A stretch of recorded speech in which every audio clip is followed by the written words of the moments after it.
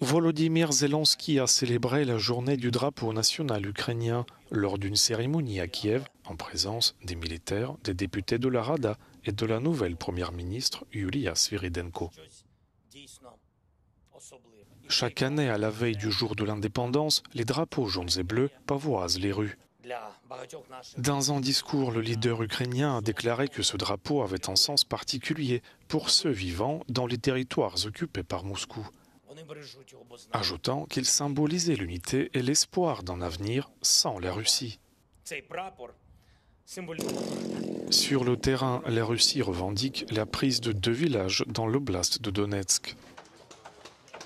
Samedi, 3 personnes ont été blessées à la suite d'un bombardement russe sur la ville de Kramatorsk, dans la même région.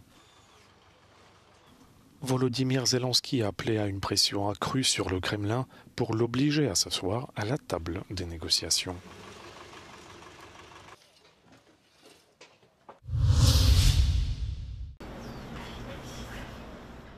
Un référendum lancé par l'opposition visant à promouvoir la réouverture de la dernière centrale nucléaire de Taïwan n'a pas atteint samedi le seuil légal requis pour être valide.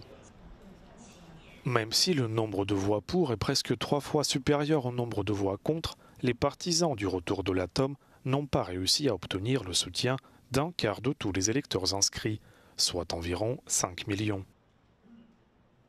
Pendant la campagne, les partisans du oui ont notamment fait valoir que Taïwan importait la quasi-totalité de ses besoins énergétiques et qu'un blocus chinois pourrait paralyser l'économie de la nation insulaire. Le gouvernement, qui souhaite se tourner vers les énergies renouvelables et le gaz naturel liquéfié, a tout de même déclaré qu'il était prêt à revenir à cette technologie à l'avenir si les normes de sécurité s'amélioraient.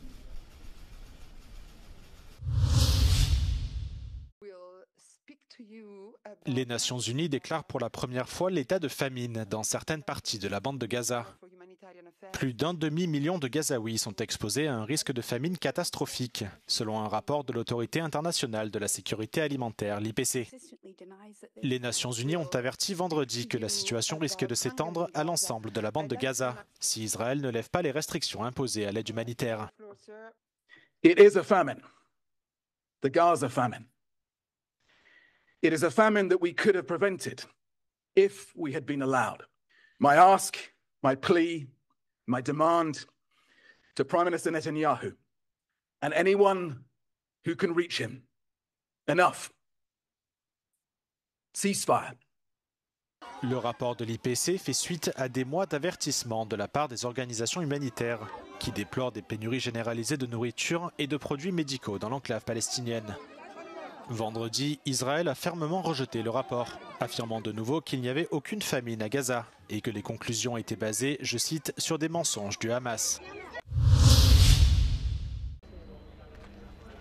Pedro Sánchez annonce la création d'une nouvelle commission interministérielle sur le changement climatique, alors que l'Espagne est confrontée à l'une des pires saisons d'incendie de son histoire.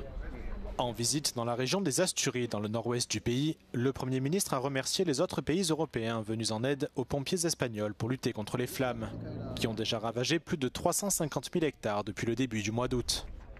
Asturias no había vivido nunca que se recordara de manera tan recurrente temperaturas de más de 40 grados.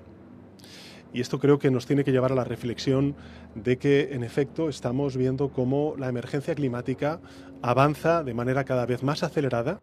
Au moins 4 personnes ont déjà trouvé la mort dans les incendies, dont 3 dans la seule région de Castille et Léon, l'une des plus touchées. Des milliers de personnes ont été évacuées de plusieurs dizaines de villages menacés par les flammes. Face à l'ampleur des destructions, la grogne monte parmi la population, qui dénonce un manque de préparation et de réponse des autorités à la fois régionales et nationales. Vendredi, une vingtaine de grands incendies étaient toujours actifs dans le pays.